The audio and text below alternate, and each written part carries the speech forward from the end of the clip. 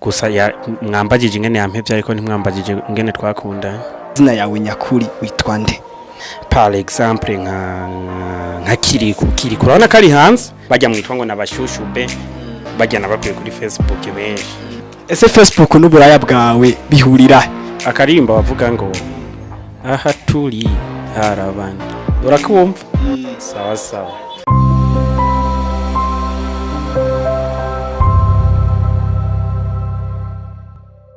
Hey everyone, nagarutse ni wa wundi nyene ni Mnyama Blast 257 muri studio za Original TV Blast 257.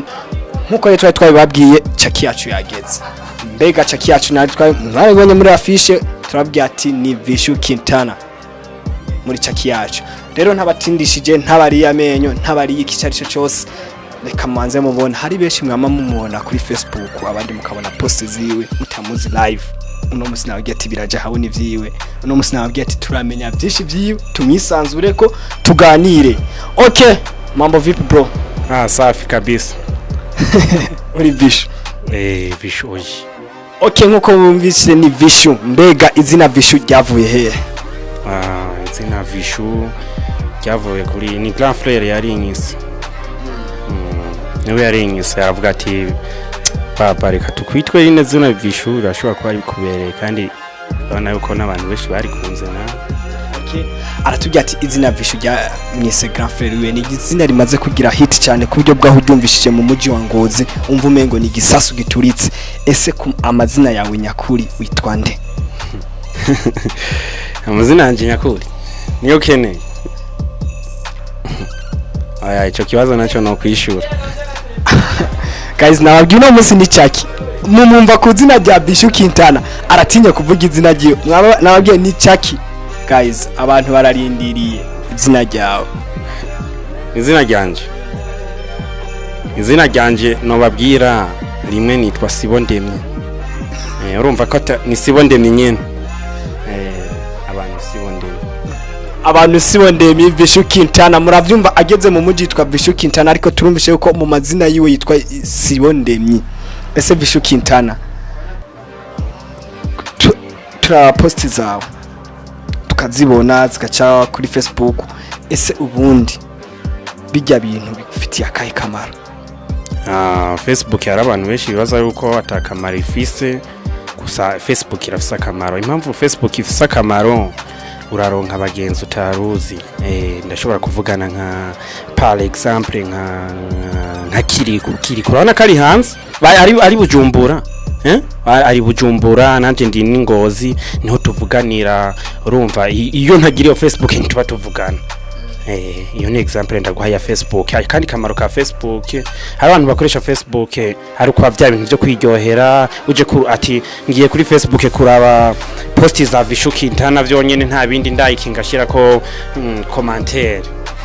Ariko jere Facebook suko Facebook irimo amahera namwe mu bimenye bakunzi banje.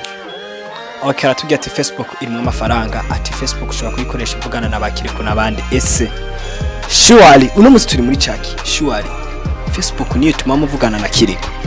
Facebook yanje siyo ituma tuvugana na Kiriku ngo canke ngo wundi muntu. Oya, Facebook tuba urumva ni nkuko ushobora kugusaba ubugenzi nabonye tuno muntu Imana iranyorienta ati reka tuba abagenzi hama rero nkacanza nkagusaba ubugenzi tukaba abagenzi nkakwandikira sayukanyishura umaze kuyinyishura turabaye abagenzi. Ni Facebook wakoze Facebook nibwo buhinga yashatse kutugirira twebwe abo mwisi. Wakoze Facebook nibwo buhinga yashatse kutugirira. Ese Vichou Kintana watangiye gukoresha Facebook ryari? Facebook yanje ku bantu basanzwe bankurikirana sinzi we none umufollow wanje Chena inzi nguriwe Vichou seriously imbere ya kamera imbere za kamera za Forbes sinumva kwerekana yuko Vichou Kintana sinumva ngene utazi igihe nakoresheje Facebook. Guys, nababwiye yuko turi muri caki yanje uno musi shira ukuri kwa habona yuko je ntari umufollowers wawe. Aho uragowe nta Facebook ukoresha nimba utankurikirana birimo. Hama rero Vichou Kintana mbese nakahe kamaro Facebook imaze kukugirira gusumba ubona yuko kuba kamaze basi ikintu Facebook imaze kuguha kiteye ubwoba nkiki? Facebook impamvu mvuga ko ifitiye akamaro nakubwiye cyambere nararonkeye kabagenzi kandi n'abakunzi banje beshi abasheri banje bajya mu itongo nabashushube bajya nabakwiye kuri Facebook benshi niyo mpamvu aravuze shushube guys anyibukije ikintu bitano Kintana uri mu rukundo umwanya wose umuntu abari mu rukundo kakanda kibikira ese Vichou Kintana ni ihe foto umaze kuronka like nyinshi gusumba izindi si foto nyinshi zironka kama like menshi cyane bivanye no kungena abakunzi banje bankurikirana kandi bakazikunda no musi ndapostinga ifoto nziza ejo nka postinga mbi gasanga na rose like nkeya canke nyinshi sishobora rero kuvuga ngo ijya rose like igihumbi canke ya rose like zibiri ibihumbi 200 urumva ivyo byose sinshobora kwikurikirana kubera iki ndonka like nyinshi kabisa aka kanya kuri page yawe cyambere cyo tuvuga ati ura bio yawe ufise kaba followers bangana gute uvuze hehe kuri Facebook uvuze page konti guys nta page ufise hari page ndayifise na konti ndayifise nanje nakubajije kuri page yawe ufise aba followers bangahe bana page yanje nta page mfise kwanza fise iyo nsanzwe menyekanisha makuru abantu ni 24k 500 none Vichou Kintana turasanze turatangaye vraiment guys umuntu akoresha Facebook amaze kuba umustar ariko akaba ta page afise ese ukoresha account birashika sije niremye nkoresha account yanje baheruka kuba barayugaye ariko ubu yasubiriye kugaruka gatoya kuko ndafise abasuivi bashika ku bihumbi 5,655 n'abajama banje ndabafise bashika ku bihumbi 4,993 yego none Facebook yawe uravuze ati iracari ngo bari barayivye ese iyimaze igihe kingana gute uri mwakoresha no munsi Facebook yanje ira mu membre depuis ni mai 2016 Facebook yanje urumva natangiye gukoresha Facebook 2016 Okay twari mu makuru ajanye n'ibintu myeshe mutuye mu menyereye ko ubure tukiya tuje mu buzima bwiwe bwimbitse niyo rero yacaki yacu uwo munsi ndibaza uko muri muraba Vichou Kintana mwese muramubona twabanje guhera kuri Facebook kubera abantu benshi mu muzi kuri Facebook reka rero tuje mu buzima bwiwe bwimbitse Vichou Kintana kuva wakabaho nihe ko turambara izimvye yari marki yihe wari wayiguze ryari wari wayiguze hehe goti maze kwambara izimvye uvuga kuva nkiri umwana shakira ukira kutubwira gusa uduha ivyemeza niyo koti aho wayiguze hari ryari ndari marki nambara goti nyinshi zizimvye vraiment ni namba irazimvye guzanga hiyo irazimvye irabe neza sinayirabanye ubwoba ndakubajije woba wayiguzanga gusa zisana zimwe za mutumba boy izi biri kumwe ni pataro nazikuza 150 150 urafise resi nambara amahera makeya je urafise resi nuko ntayizanye ndibaza uko mu kiganiro gikurikira uzotuzanira resi y'ikoti kibazo okay aratubwiye ati yambaririje iyi koti yambaye ngaha ndumva niyo yamuhenze ayigiye akayivugana 150 mbese Vichou Kintana wewe mu giti ci wawe ni kiye kintu ni hehe umaze gusohokera hazimvye hari ryari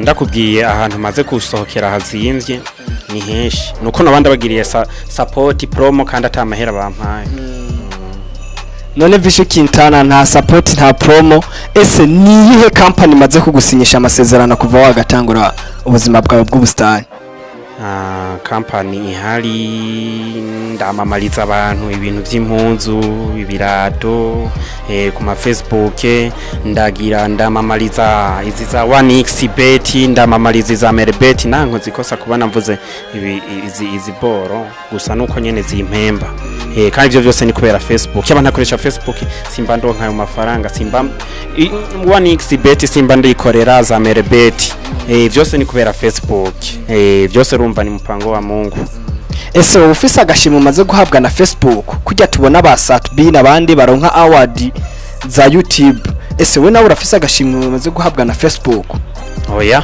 kiretse abakunzi banje bakampaye ni nkabandi baguhaye agashimo nakubwiye ati kuri Facebook nta gashimwe ndaronka kiretse wewe nyimba uri umukunzi wanje uvuze ati reka ni volonté Vichou ndamuha 10,000 kuko ndabona aranezeza kuri Facebook niyo mpamvu muri zya photo posting wo tubwira abamamye mu ba photographe batatu bagufotora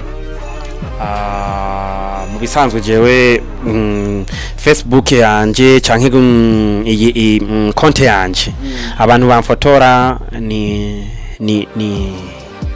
Pakini yego Pakini ni wakunda kumfotora cyane niwe mvuga ati niwe manager wanje yego ashobora kumfotora nkumvanye niko nezerewe kandi ndabinezerewe cyane kabisa nkishima yego Pakini mani lakiza icyo cyumviro cyo kuvuga ugire Facebook nk'akazi kawe waciyumviriye ryari Facebook kugira ntangure kwiyumvira yuko ndayigire nk'akazi kanje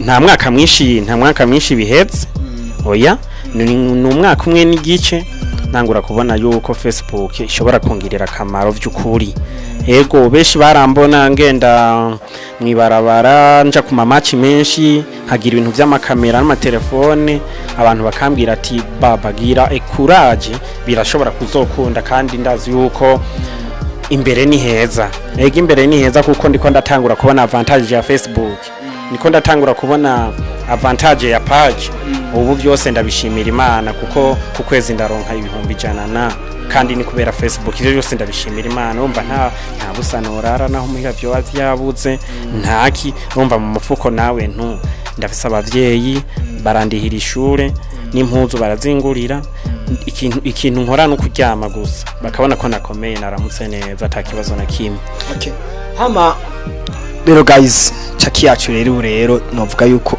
irageze hagati rero hamwe mwari mwese mukeneye na Vichou Kintana twarumishe gofu kubwo kuba umustar kuri Facebook byagutumye bindaya ese nivyo oya Facebook yanje siyo yatumye je mbindaya oya ahubwo naho ntari kuyikoresha shobora kuba nari kuba indaya iyo muvuga ese Facebook n'uburaya bwawe bihurira Facebook ese uburaya bwa si naho bihuriye na gatoya nta na gatoya kabisa aya naho bihuriye uburaya bwa buca ubukora apari Facebook ukayikora apari sinakubwiye ko ndinda naho bihuriye kabisa oya naho bihuriye indaya na Facebook by'indaya na Facebook oya muvuga uburaya ubuhembe cyane bavuga uburaya nyene guys hari umuntu atazi uburaya kuko abantu benshi baravuga ati Vichou Kintana nindaya kandi abitegwa na Facebook ese nanje nakubajije Facebook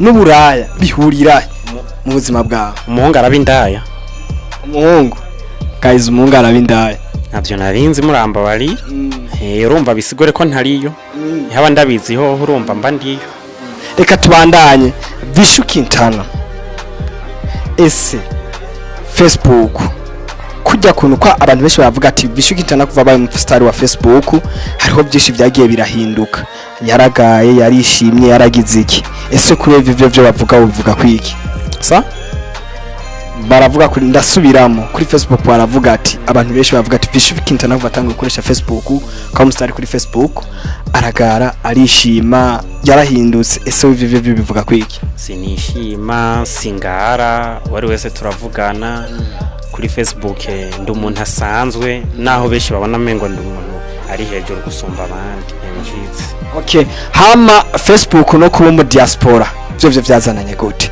ko baravuga ati Vichou Kintana wabaye mu diaspora kubera Facebook navyo biduhe ku muco oya kabisa ibintu byinshi barage ni bya bindi umuntu baragenda bakamwambika ibara bakagira iki nabona none iyo abakuru b'ibihugu batwara ibihugu ibintu bakunda kubagirira barabakorera utuntu ugasanga babakoreye babahaye imitwe minini ugasanga yonze ugasanga bariko baramukompara n'inkoko kubera ikintu mukuru w'igihugu nanje rero kubona bari uko barakubwira ivyo canke bavuga ivyo bintu guma wumva no nibavuge ndacari kwisi no musi twashaka kumenya ukuri haro nibindi tumaze imisi tumva bavuga ati Vichou Kintana yambikwa n'umukobwa aba muri Kenya ngo niwe bamwambika kandi ngo nawe bamenyaniye Facebook ese ndavyo nivyo umukobwa wo muri Kenya bavuga oya ya kabisa. Guys, abantu no munsi mwarabye stat ya Vichou Kintana ndibaza mwabonye ka video kari ku mukobwa yarahindukiye. Turashaka kumenya ujya mukobwa ni iki cyawe? Jya mukobwa n'umugenzi wanje cyane karangyoye kajya ka video ndumva neza kabisa ko kandi ku mutima karampimbara ndavuga ati reka ndagashiye kuri Facebook kuri stat n'abandi ndagasangiza abagenzi banje bakabone hari gihe bogakunda none baragakunze none kare wavuga kare mu diaspora wawe nivyo oya ujya ntanaba muri Kenya oya ni sister wanje yego muramutse sawa rero hama turacabandanya Vichou Kintana ye turageze mu bijanye na action love Vichou Kintana kuva agatangura gukoresha Facebook nk'umustar maze gukundana n'abakobwa bangahe urampaye kabisa ikibazo gikomeye cyane nk'ico iyo habari nk'umujournalista nkunda uba wakimbiye ku telefone ntaraza ngaha nkashobora guharura nkiyumvira ati narakundanye n'uyu kubera ndashobora kugenda no mwibarabara nkahura n'umukobwa rya muntu ni my ex wanje twarakundanye nshatse kukubwira yuko twakundanye n'abantu benshi hari abo ntanibuka bake mu bo wibuka nibuka cha ndavuga amazina yego amazina ni ushaka yego no dondagura nkaruha. Okay, reka rero tumusabire mwaka kanya arase kutubwira abo yakundanye nabo. Ese Vichou Kintana mwabo bose abo muri kumwe no munsi ni bande? Abo turi kumwe muri uyu kuri no munsi. Sasa uvuze abo dukundana. Abo dukundana. Ndabakubwira abo dukundana urumva bari bo bose. No munsi moment. Abakobwa mwa muri kumwe nabo bose. Basi umusheri mfise. Umusheri wanje ndamufise. None ninde? Ndabese umusheri yiga kuri ngayi Ngozi Bujumbura. Ndabafise. Okay, Vichou Kintana ari mwaraca ku ruhande ikibazo cyacu turi muri caki. Uno munsi ntavyo gukwepa. Turi muri caki. Vichou Kintana mwaka kanya uri ukundana nande? Mwaka kanya sasa mfise amazina menshi nagenda bazanira amazina menshi y'abakobwa bagenda batandukanye nabazaniye za VC CV Vibe ndabazanira za Eunice ndabazanira za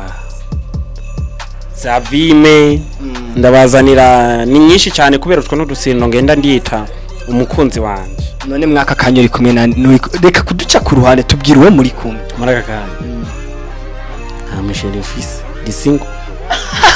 Guys sinovyemera ndagarutsa aho nyene guys muri commentaire mwageze kumbwira ati Eunice abantu benshi baranyandikiye muri inbox barambwira ati code Eunice reka tuyihagarare Eunice forever ni Eunice forever nayivuze na nabi barayivuga reka tumenyere Eunice ambega bimeze gute guys ndazi mufisa amakuru menshi mufisa caki uno munsi rakora Vichou Kintana mbe hajya amazina y'ujya mukobwa yose bamitwa nde?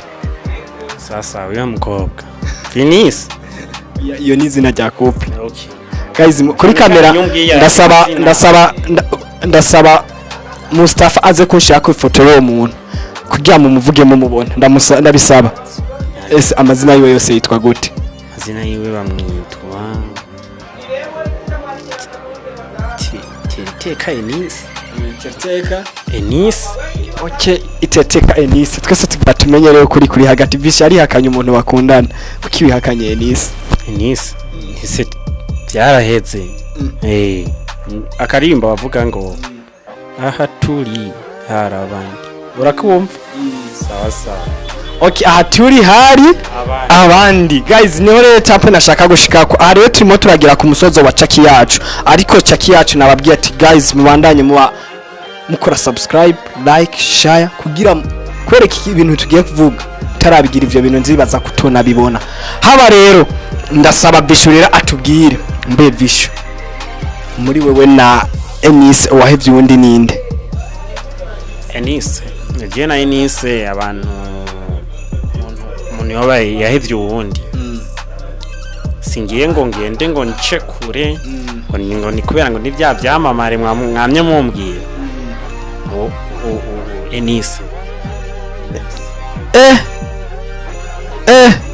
umusitari wa Fibi ahebwe n'umukobwa Mustafa shiraki iyo foto uyishiriye ko baraho umusitari umukobwa yahevye umusitari ese Vichou Kintana ariko ngikiraho nyene naravyumvishije ati waragiye amaze kuguheba ngo waragiye iwabo urarira uranka no gutaha umusaba ikigongo kubyo bwaho ngo wafukamye ufukama mu biziba ese Vichou ivyo bivuze nivyo cyangwa nakubwiye kuva kare hose je nakubwiye umuntu bara umuntu guys no musi no kuvuga ni caki uri imbere ya live ndagusabye vugisha ukuri amaze kuguheba ivyo bintu bavuga ngo wafukamye mu mazi y'ibiziba uranka gutaba ukwirira ko uguma kuri portail iwabo nivyo wabibwiwe n'abantu bangahe materi zirimo Mustafa cyo namusaba ama screenshot araza guca arayashira ko nta kibazo nimba ariko ndakubaza nk'ubu barakubwiye ati Vichou yapfuye we ntabyo wibone par exemple basatari mu gasho wewe ntabyo wabonye yuko ndi mu gasho sibyo urabibwiwe n'abantu babiri kandi wabibonye muri commentaire barakubwiye ati mwaca ku ruhande kibazo tubwire action wagize amaze kuguheba ukaji wabukarira ugafukama mu mazi biziba ese ivyo duha umuco wavyo byagenze gute numvise ufite amakuru menshi twoba yoba yampevye turi kumwe ku face to face canke ni ku telefone uko yaguhevye kose nabyo yaza kubitubwira ariko dushaka kumenya uburyo wagiye waba urasaba ikigongo uranafukamufukama mu mazi gusa mwambagije ingene yampevye ariko ntimwambagije ingene twakundanye ingene mwakundanye guys yamye akajyambira ngo yaramuhevye none guys nari gucanja kubaza ingene bakundanye cyambure nari kuja ndabaha makuru ashusha agezweho ingene bankanye ndabazi benshi muziko bishakiri kumwe na Eunice reka rero tubwire mbega Eunice aja kumuheba akaja kumufukamira mu mazi akanka gutaha nabitubwira ingene guys turashaka kumenya mu makuru kaguca ku ruhande ni caki oya Jesse namufukamiye yego sinzi yaramevye yarambye ati bihagarare ndamubaza ati none bigenze gute ntana na kimwe hari ico woba wiketse hari ico woba wamfatanye toya ntana kimwe none katana kimwe umebe iki ntaco hari ikosa mfise ntaco mu bisanzwe rero ni za Facebook namye ndakubwiye Facebook yarakoze umuntu yayikoze burya no kumushimira niyo mpamvu rero ivyo byose byaciye kuri Facebook face to face ubu tuvugana gushika muri aka kanya umukobwa witwa Eunice nawe nzi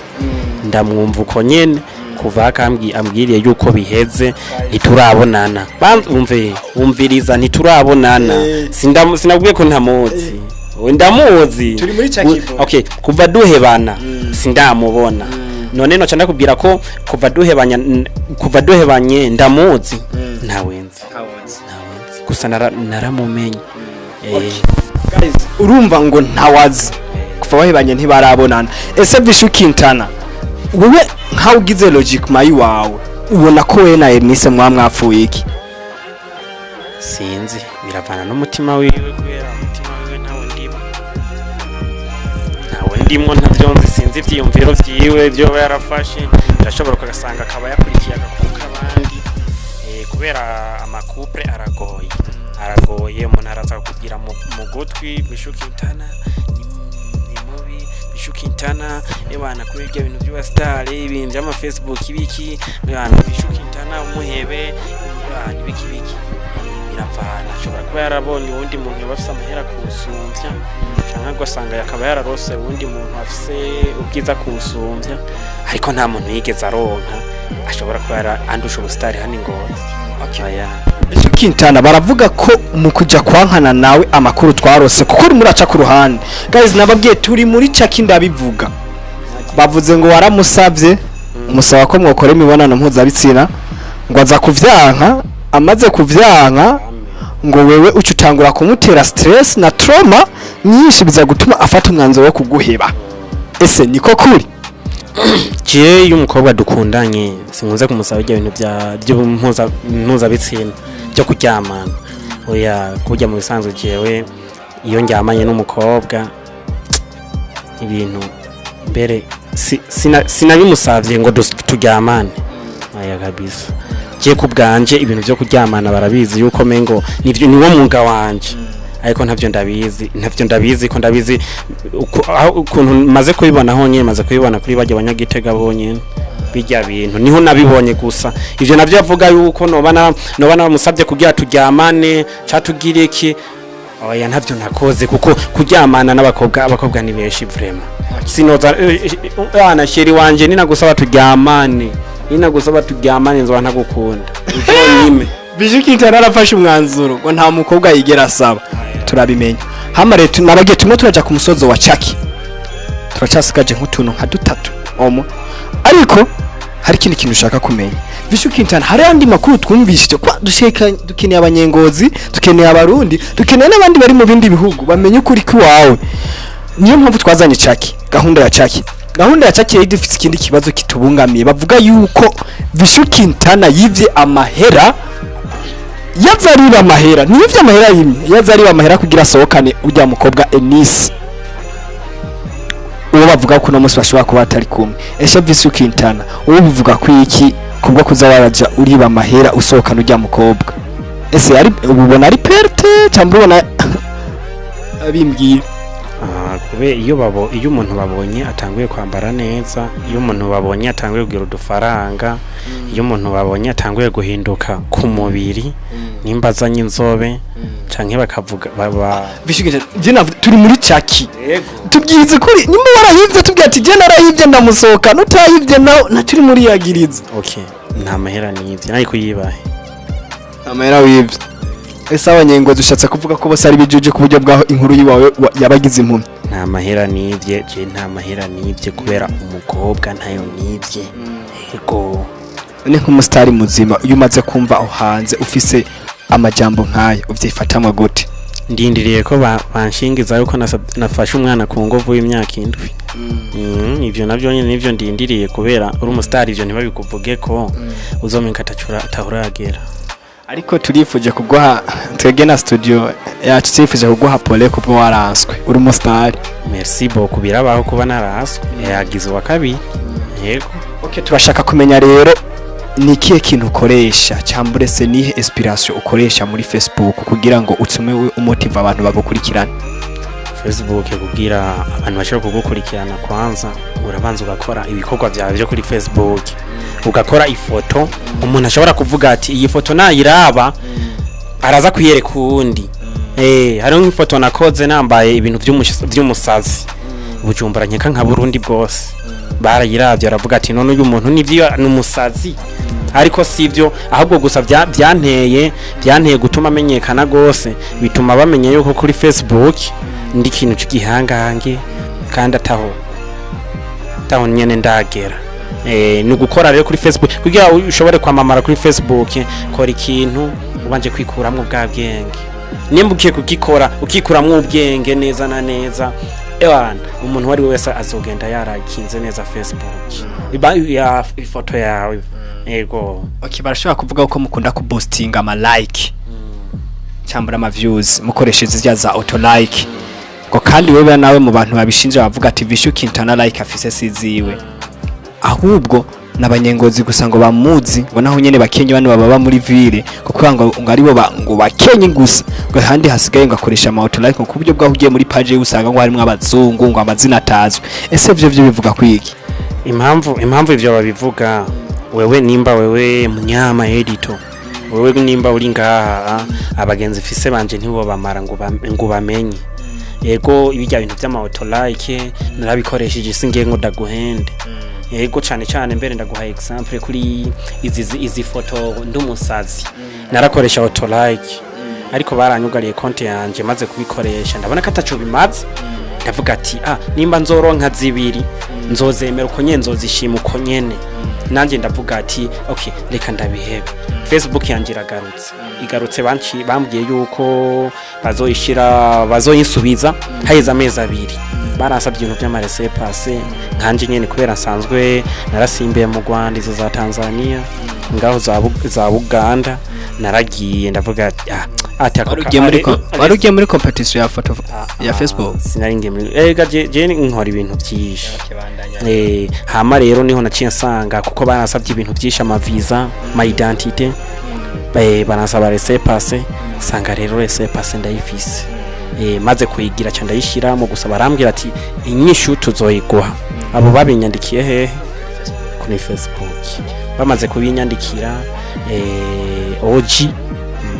Mustafa OG niwe yabingiriye arabingirira baramvuga ati tuzoguha inyishu niho narindiriye ryari bana Facebook yanje barambwiye ati shanja modo pass maze kuyishanja mbonera garutse kuko nari namaze gucreate yindi imwivuguta abantu malayika ari menshi barambwira ati nukuri iyo Facebook ntuyihebe ngo nuko ngo fisiyo ya kera nababwira ati mfise ko iyi ya kera ni ya 2016 mfise ko abanyengozi beshi kandi niyo nkeneye yuko abanyengozi bazaraboneka ibikorwa vyanje bakubwiye neza ko ilike 1000 ijana babara abanyengozi cyo swisiri yuko abanyengozi beshi ndasenga kuri Facebook yanje kuko ni kuva 2016 umunyengozi uziko yavyaye umunyengozi uziko ari ndaya umunyengozi uziko ari ku mugabo umunyengozi uziko yubatse ugwiwe ubuzi ko yigeze kuba umusazi turabagenzi ngaha kuri Facebook niyo mpamvu iyi Facebook yanje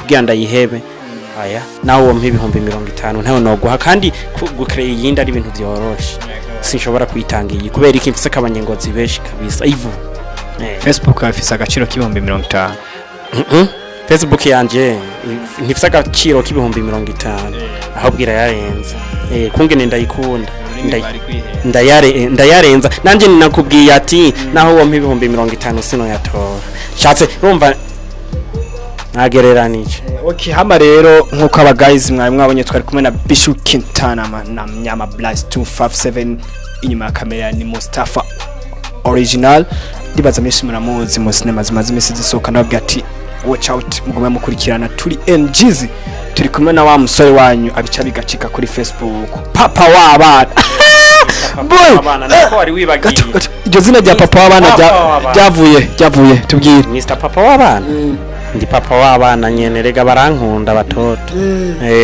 n'abatoto bameze gute atoto abatoto ushaka nabahe abatoto bagukunda ni bande ushaka bahe batoto Chenza abana karabanye bajya bapeti nka petit frère ukundwa n'abana yabo umwana mutoya yabo usumba umwana mutoya kuduga barankunda kubera nta numwe ngara kandi bose turahuza ubwo rero je sindagukunda kwa ntari umutoto birashikuka butankunda sinzi kiri ku mutima wawe uri papa w'abana ese iryo ni izina wihimbiye kugira ukabarishe mu ifoto cyambure nakajya abana nkuko muteye mubivuga amazina nise ni menshi hari papa w'abana intare yo muji wa Ngozi umukardinale na Jua Ngozi na Vichou namjua ayo sina mazina menshi cyane sino yamara gusa nimba birashikuka budakunda gukoresha Facebook udakunda kuraba ama story